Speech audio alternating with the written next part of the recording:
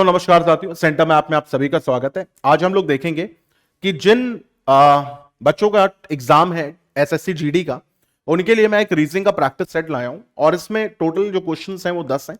इन 10 questions ये अलग अलग टॉपिक पर बेस्ड है और मैक्सिमम चांसेस है कि ऐसे ही क्वेश्चन हूबहू आपके एग्जाम्स में आए, क्योंकि ये as per the previous year content को देख करके बनाए गए। तो बहुत ध्यान से इस वीडियो को देखना। बहुत ज्यादा टाइम आप लोगों का नहीं लूंगा, लेकिन हाँ, जो सिखाने आया हूं सिखा करके जरूर जाऊंगा। जैसे पहला क्वेश्चन अगर आप यहां पर देखें तो ये क्वेश्चन है कोडिंग डिकोडिंग का। यहां पे कह रहा है रिक्वेस्ट का कोड आपको दे रखा है, रीटेस्ट का कोड आपको निकालना है। तो अब जरा देखते हैं यहां पे क्या हो रहा है। यहां पे क्या कह रखा है, रिक्वेस्ट। तो रिक्वेस्ट का कोड आपको देखो यहां पर क्या दे रखा है, S2 फिर R5 फिर 2TU और हमको किसका कोड निकालना है, हमको निकालना है रीटेस्ट का। ठीक है, अब देखो इधर भाई टी का कोड क्या है, यू, यानी आखिरी में क्या आना चाहिए, यू आना चाहिए। तो आखिरी में यू आ रहा है, नहीं आ रहा है। आखिरी में यू आ रहा है, आखिरी में यू आ रहा है, यहां पर नहीं आ रहा है। ठीक है, फिर एस का कोड क्या है, अच्छा देखो यू से पहले टी है, यू से पहले आ रहा है, यानी एक चीज और निकाल ली तो आंसर आ जाएगा। तो एस का कोड है टी, तो एस का कोड हो गया टी। तो यानी ये भी ऑप्शन हमारे पास कट गया। करेक्ट आंसर हमारे पास क्या आ गया, ये। इस कोडिंग को हम लोग कहते हैं सब्स्टिट्यूशन कोडिंग। यहां पर वैल्यू सब्स्टिट्यूट करी जाती है बिना कोई लॉजिक के आधार पर, बस पैटर्न का इंपॉर्टेंस होता है यहां पे। ठीक है, आगे बढ़ते हैं, अगले प्रश्न पर आते हैं। यह क्वेश्चन एग्जाम में आपको जरूर देखने को मिलेगा, आप लिख करके ले लो, मतलब हूबहू नहीं, इसी टाइप का। यहां पे क्या कह रहा है कि भाई from the given alternative word select the word which can not be form. अब यहां पे देखो, यहां पे कभी कभी पूछा जाता है कैन बी फॉर्म, कभी कभी कहा जाता है कैन नॉट बी फॉर्म, तो ये आपको देखना पड़ेगा। मिसअंडरस्टैंड हमें दे रखा है, पहला शब्द है टेंट, तो TENT, अब डबल टी, तो यही हमारा आंसर हो जाएगा, क्योंकि यहां पे डबल टी है। सेंट देखो SENT, ये तो बन जाएगा। सेंड देखो तो SEND, ये भी बन जाएगा। मेंड देखो तो MEND, ये भी बन जाएगा। तो ए ऑप्शन ऐसा है जो नहीं बनेगा। ये क्वेश्चन है हमारा रिलेशनल एनालॉजी का। ठीक है, रिलेशनल एनालॉजी के क्वेश्चन को किस तरीके से करेंगे, यहां पर देखो कह रहा पत्नी विवाह, यानी कि वाइफ मैरिज, यानी मैरिज के बाद ही वाइफ मिलती है, विवाह के बाद ही पत्नी मिलती है। तो पहले मैरिज होगी तब वाइफ आएगी। तो जरा देखो यहां पर क्या है, पहले रकम होगा तब बैंक आएगा, नहीं। पहले नागरिकता होगी तब राष्ट्रीयता मिलेगी, हां। पहले योग्यता होगी तब सेवा मिलेगी, नहीं। पहले पंजिका होगी, नहीं। करेक्ट आंसर यहां पर क्या आ जाएगा, बी ऑप्शन, कि पहले आपके पास सिटीजनशिप होगी तब आपको नेशनैलिटी मिलेगी। ठीक है, एनालॉजी भी इंपॉर्टेंट है, मैंने एनालॉजी के बहुत शॉर्ट्स बना रखे हैं, आप वहां से वीडियो देख सकते हैं। फिर यहां पर देखते हैं क्या कह रहा है। ये भी क्वेश्चन देखो हम लोगों ने ऑड वन आउट का यहां पर रखा है। अब इसको हम लोग डायरेक्टली करेंगे प्लेस वैल्यू के हेल्प से। कह रहा है कि KMOQ 11, 13, 15 और 17 कितने कितने का अंतर है, जरा ध्यान से देखो, 2 का अंतर है ना। फिर यहां पर देखो MOQS, अगर आपको प्लेस वैल्यू याद है तो आप तुरंत कर लोगे इसको। 13, 15, 17 और 19, यहां पर कितने कितने का अंतर है, ये देखो 2 का अंतर है। फिर SUWY, यहां पर क्या आ रहा, 19, 21, 23 और 25, तो यहां पर भी कितने कितने का अंतर है, ये देखो 2 और 2 का। इसका मतलब डायरेक्ट यही हमारा आंसर हो जाएगा, TVZE 20, 22, 26 और 5। यहां देखो 2 का अंतर है, यहां देखो 4 का अंतर है, यहां देखो 5 का अंतर है। तो सिंपल सा ये प्लेस वैल्यू पर आधारित क्वेश्चन था। ठीक है, और डायरेक्टली ये हो भी सकता था, बस प्लेस वैल्यू याद हो। मैक्सिमम क्वेश्चन जीडी में आपको ऐसे ही देखने को मिलेंगे जो प्लेस वैल्यू पर आधारित होंगे। आगे बढ़ते हैं। अब ये कह रहा है भाई, ये भी क्वेश्चन आपको जरूर 110% देखने को मिलेगा, प्रैक्टिस कर लो यहीं पर। डिक्शनरी के हिसाब से इसको हमें अरेंज करना है। हर जगह देखो OM दे रखा है, OM कांस्टेंट ले लो। फिर यहां पर क्या दे रखा है, N और I, तो I 9 होता है, N 14 होता है, तो सबसे पहले हमारा 2 आ जाएगा। ठीक है, तो ये तो हमने बना लिया। अब देखो N यहां कांस्टेंट है, I यहां भी कांस्टेंट है। P होता है 16, S होता है 19 और V होता है 22। तो 16, 19, 22 को जरा अरेंज कर दो। पहले 16 आएगा यानी 1, फिर 19 आएगा यानी 3, फिर 22 आएगा यानी 4, तो 21, 34, यानी ए ऑप्शन हमारा आंसर आ गया। बहुत सारे बच्चे इसको लिख लिख करके करते हैं, तो उनसे मैं आग्रह करूंगा, एग्जाम में समय बहुत कम है, कृपया अपना भी समय बचाएं, थोड़ा सा लॉजिक लगाएं, आंसर तुरंत निकालें। ठीक है, आगे बढ़ते हैं। अब ये क्वेश्चन देखो, कई लोग इस टाइप के क्वेश्चन को देख के डर जाते हैं।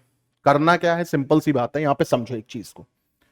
अगर हम यहां पर देखें तो ये 7 दिया है, ये 3 दिया है। अच्छा 7 में जरा 3 घटाओ, कितना आएगा? 4 आएगा। और 4 का क्यूब कितना होता है? 64 होता है, हाँ या ना? तो 4 का क्यूब देखो 64 यहां पर दे रखा है। 8 में 2 घटाओ, 8 में 2 घटाओ 6 आएगा।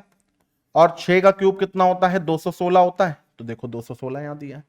सिमिलरली 5 में 4 घटाओ 1 आएगा, 1 का क्यूब यहां पर है। तो 11 में 8 घटाओ कितना आएगा? 11 में 8 घटाओ तो 3 आएगा। और 3 का क्यूब कितना होता है? 27 होता है। तो यहां पे क्वेश्चन मार्क की जगह क्या आ जाएगा? 27 आ जाएगा। यानी कि ये ऑप्शन कैंसिल, ये ऑप्शन कैंसिल, ये ऑप्शन कैंसिल। करेक्ट आंसर ये आ गया। अब यहां पर देखो लेटर में क्या आएगा? A E I I O U A E, vowel vowel है ना? तो करेक्ट आंसर क्या आ गया? ई और 27। तो घबराना नहीं है, एक पॉजिटिव अप्रोच के साथ क्वेश्चन को एक बार जरूर टैकल करो। अगर आपने अच्छी मेहनत करी, अच्छी प्रैक्टिस करी, तो क्वेश्चन का हिंट आप ऑटोमेटिकली क्रैक कर लोगे। ठीक है, चलो अब यहां पर आते हैं। ये क्वेश्चन देखो क्या कह रहा भाई, ये भी बहुत बढ़िया क्वेश्चन है। कह रहा बीएसी बनना है 36, कैसे? यहां पे हमने लिखा बी ए सी, यानी कि 2 1 3 सबको जोड़ दो, प्लेस वैल्यू को। 2 1 3 3 3 6, और 6 का स्क्वायर कितना हो गया? 36, इसीलिए 36 बन रहा है। सीआईडी पर आते हैं। सीआईडी 3 + 9 + 4, तो 9 4 13, 13 3 16, और 16 का स्क्वायर कितना होता है? 256, तो वो 256 बनना है। फिर जीएडी पर आते हैं। जीएडी होता है 7 + 1 + 4, तो 7 4 11 1 12, और 12 का स्क्वायर कितना होता है? 144। तो यही हमारा आंसर होगा, क्योंकि 196 बनना है। चलो HIF एक बार ट्राई कर लेते हैं। HIF 8 + 9 + 6, तो 9 6 17 8 25, और 25 का स्क्वायर नहीं, 8 9 17 6 23 होता है, और 23 का स्क्वायर होता है 529। बिल्कुल सही। तो करेक्ट आंसर हमारा ये हो गया। यहां पे लॉजिक क्या था? सम ऑफ प्लेस वैल्यू, उसके बाद उसका स्क्वायर। ठीक है, चलो आगे बढ़ते हैं। मैंने कहा ना ये 10 क्वेश्चन नहीं है, ये 10 समझ लो आपके कॉन्सेप्ट हैं जो आप सीख रहे हो। तो ये 10 कॉन्सेप्ट भी हैं, इनको कॉन्सेप्ट की तरीके से भी आपको देखना है। अब यहां पर देखो क्या क्वेश्चन कह रहा है। ये इस क्वेश्चन में बच्चे बहुत घबराते हैं, उनको लगता है कि लाओ हम एक बार ऑप्शंस रख करके देखें। आप रख करके देख सकते हो, अगर आपके पास समय है तो आप जरूर रख करके देखिए, लेकिन अगर आपके पास समय नहीं है तो ये क्वेश्चन हम अपने हाथ से तो नहीं जाने देंगे। तो यहां पर देखो क्या कह रहा है। यहां पे देखो जैसे दे रखा है AA, फिर दे रखा BAA, फिर दे रखा है AAA, फिर दे रखा है AA, फिर दे रखा है AA। ठीक है, अब यहां पर AAA भी दे रखा है। अगर इस टाइप के क्वेश्चन को आप देखो यहां पर, तो हम ऐसे कह सकते हैं AA BAA, फिर BAA, फिर ABA नहीं। तो अगर इसमें थोड़ा सा अगर आप यहां पर, एक मिनट रुको जरा, यहां पे क्या कह रहा है? AA है, फिर डैश है, फिर BAA है, फिर डैश है, फिर AAA है, फिर डैश है, फिर AA है, फिर डैश है, फिर AA है। अब यहां पर अगर हम ऑप्शन रखें, मान लो अगर हम यहां पे रखें AAA, ऐसे ऐसे समझो, AAA B, फिर यहां पे अगर हमने रखा AA, यहां पे रखा AA, फिर AAA, फिर AA, फिर बंद हो गया। ठीक है, देखो बन रहा है पैटर्न। यहां पे क्या बन रहा है देखो, सबसे पहले यहां पर बनेगा AAA, फिर बनेगा AA, और उसके बाद ये रिपीट होता जाएगा AAA, फिर ये बनेगा AA। ठीक है, कैसे? देखो इधर सबसे पहले यहां पे AA है, तो हमने यहां पे क्या कर दिया? इसको AAA बना दिया, क्योंकि हमें AAA यहां भी दिख रहा है। तो ये हो गया AAA। फिर हमने क्या कर दिया? इसको AA कर दिया। फिर ये क्या हो गया? AAA कर दिया। फिर ये क्या हो गया? AA कर दिया। ठीक है, तो ये करेक्ट आंसर हमारा यहां पर आ गया क्या? ABBB। और पैटर्न हमारा क्या बना यहां पर देखो, AAB AA AA, और उसके बाद तो जो आगे जा रहा हो जाने दो।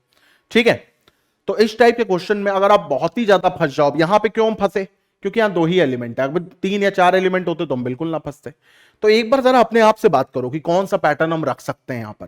ठीक है, चलो आगे बढ़ते हैं। अब ये क्वेश्चन देखो, ये क्या कह रहा है? कह रहा भैया ऐसी आकृति चुनिए जो इसमें क्या हो? छुपी हुई हो।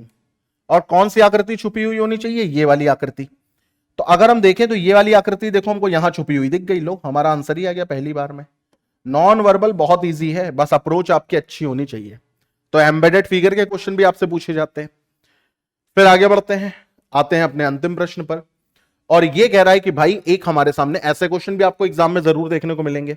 ये कह रहा है कि हमारे पास एक यहां पे एक ऐसा सेट है और इसमें क्या फिट करें जो हमारा आंसर आ जाए।